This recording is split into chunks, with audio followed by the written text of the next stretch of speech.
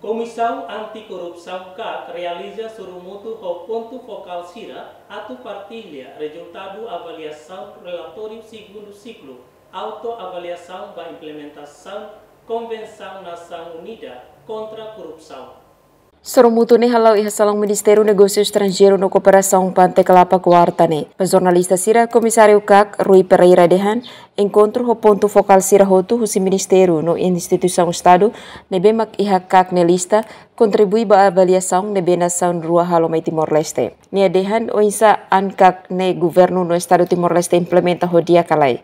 Estado Timor-Leste no governo halo mudança barak.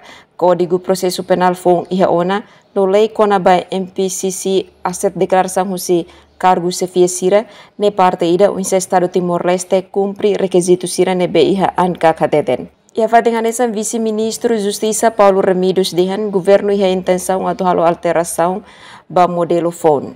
Governo ia intenção atual alteração ou implementação do modelo FON, ou recomendações que decidam se começar a ao que encontros regulares ao Parlamento vai ter. Explicação, governo belhalo proposta para Parlamento Nacional, mas b Parlamento cari que a comissão a siramos iha direito no iniciativa atau halo diretamente lei ida konaba assunto importante sira.